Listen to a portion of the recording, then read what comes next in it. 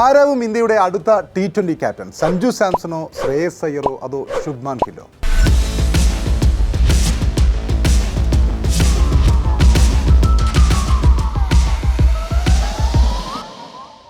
നിലവിൽ നമുക്കറിയാം IPL-ൻ്റെ പീക്കിൽ ടീമുകളൊക്കെയും നിൽക്കുകയാണ്. പ്ലേ ഓഫ് സാധ്യതകൾ തേടി ഏതാണ്ട് 6 ടീമുകൾ തമ്മിൽ ഇപ്പോഴും നടന്നുകൊണ്ടിരിക്കുകയാണ്. ആ ടീമുകളിലൊക്കെയും സൂപ്പർ താരങ്ങളുണ്ട്. ലോകകപ്പ് ക്യാപ്റ്റനായ സൂര്യകുമാറിൻ്റെയും സൂപ്പർ താരങ്ങൾ നിറഞ്ഞ മുംബൈ ഇന്ത്യൻസിൻ്റെ ജസ്പ്രീത് ബുംറയും തിലകും ഹാർദിക്കും ഒക്കെ നിറഞ്ഞ മുംബൈ ഇന്ത്യൻസാണ് ഏവരെയും ഞെട്ടിച്ചുകൊണ്ട് ഈ ടൂർണമെൻറ്റിൽ നിന്നും ഇതിനകം തന്നെ പുറത്തായ ടീം. ഇതിനകം തന്നെ സൂര്യക്ക് ശേഷം 6 T20 ക്യാപ്റ്റനാവുന്ന ചർച്ചകളും കഴിഞ്ഞ ലോകകപ്പിന് ശേഷം സജീവമാണ്.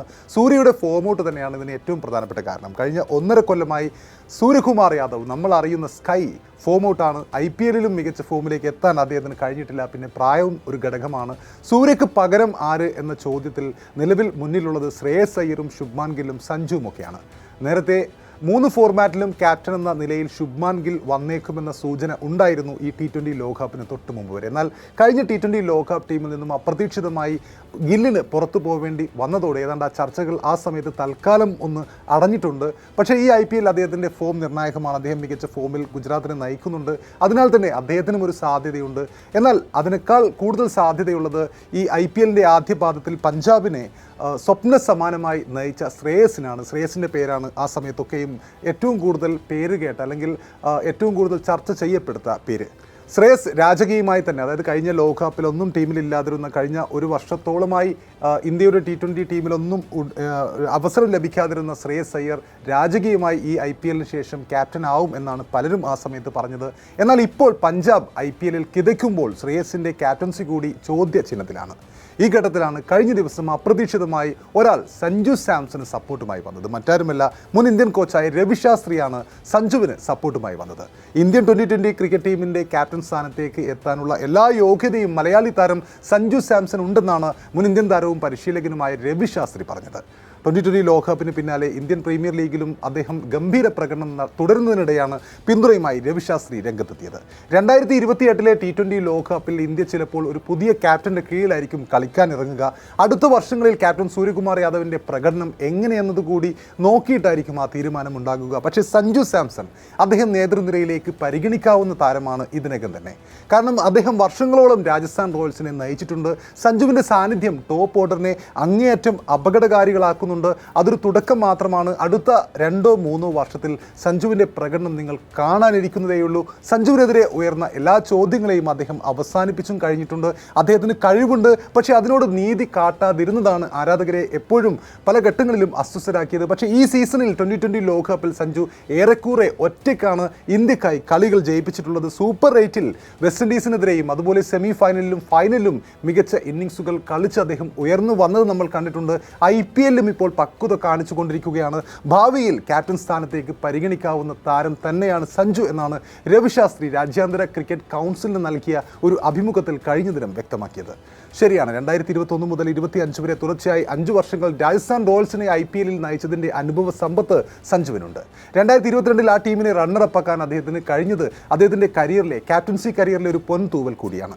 അതിനുശേഷം 2024-ലും രാജസ്ഥാൻ റോയൽസിനെ പ്ലേ ഓഫിലേക്ക് എത്തിക്കാൻ സഞ്ജുവിന് സാധിച്ചിരുന്നു. രവി ശാസ്ത്രി സൂചിപ്പിച്ചതുപോലെ അന്താരാഷ്ട്ര ക്രിക്കറ്റിലേക്ക് വന്നാൽ കരിയർ ബെസ്റ്റ് ഫോമിലാണ്, പീക്ക് ഫോമിലാണ് ഇപ്പോൾ സഞ്ജു ഉള്ളത്.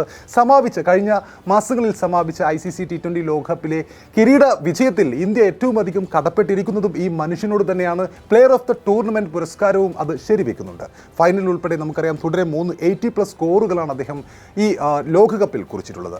സഞ്ജുവിനെതിരെ നേരത്തെ ഉണ്ടായിരുന്ന പ്രധാനപ്പെട്ട വിമർശനം സ്ഥിരത പുലർത്താൻ അദ്ദേഹത്തിന് കഴിയുന്നില്ല എന്ന ഒരു വിമർശനമായിരുന്നു. പക്ഷേ ഇപ്പോൾ ഈ പോരായ്മയൊക്കെയും അദ്ദേഹം പരിഹരിച്ചു കഴിഞ്ഞിട്ടുണ്ട്.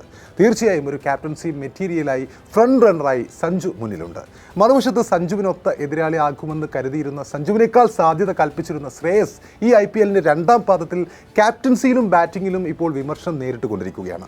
രോഹിത് ശർമ്മ 2020 ടീമിൻ്റെ ക്യാപ്റ്റൻസി ഒഴിഞ്ഞപ്പോഴാണ് പുതിയ നായകനായി സൂര്യകുമാർ യാദവ് വന്നത്. ഇടയ്ക്ക് ഹാർദിക് പാണ്ഡ്യയും ക്യാപ്റ്റനായിരുന്നു. പക്ഷേ ഗൗതം ഗംഭീർ കോച്ചായതോടുകൂടി ഹാർദിക്കിൽ നിന്നും ക്യാപ്റ്റൻസി എടുത്ത് സൂര്യക്ക് നൽകുകയായിരുന്നു. സൂര്യ നയിച്ച ഒരു പരമ്പരയിലും ഇന്ത്യ തോറ്റിട്ടില്ല. അത്രയും സക്സസ്ഫുൾ ക്യാപ്റ്റൻ ക്യാപ്റ്റനായിരുന്നു അദ്ദേഹം.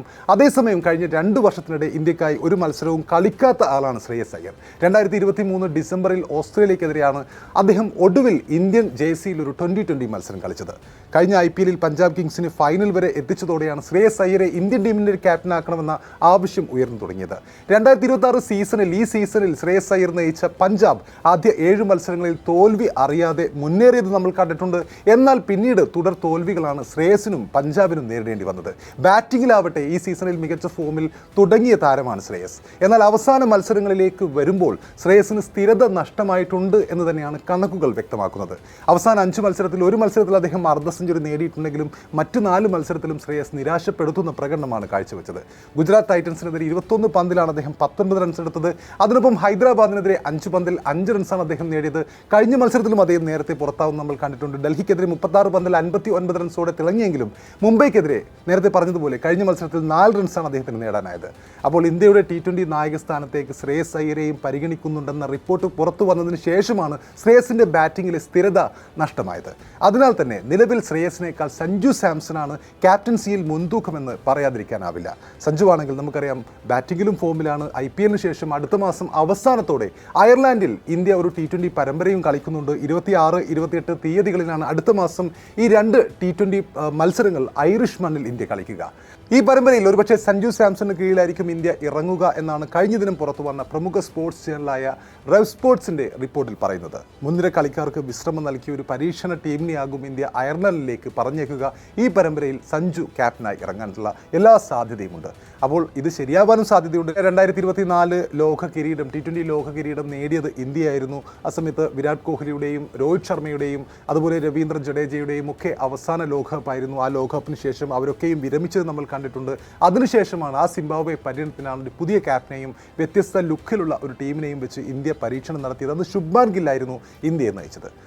ആ പരമ്പരയിൽ തന്നെയായിരുന്നു അഭിഷേക് ശർമ്മയുടെ, നമ്മുടെ ഇപ്പോഴത്തെ വെടിക്കെട്ട് ഓപ്പണറായ അഭിഷേക് ശർമ്മയുടെ അരങ്ങേറ്റവും അതേ പരമ്പരയിൽ കൂടിയായിരുന്നു.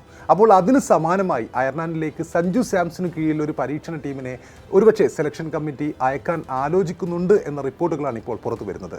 അങ്ങനെ സംഭവിക്കുകയാണെങ്കിൽ അന്താരാഷ്ട്ര ക്രിക്കറ്റിൽ തൻ്റെ ക്യാപ്റ്റൻസി മികവ് തെളിയിക്കാൻ സഞ്ജു സാംസണ് ലഭിക്കുന്ന ഒരു സുവർണാവസരം കൂടിയായിരിക്കും അത്. അങ്ങനെ സംഭവിക്കട്ടെ. രവിശാസ്ത്രിയുടെ സപ്പോർട്ട് പൊന്നാവട്ടെ.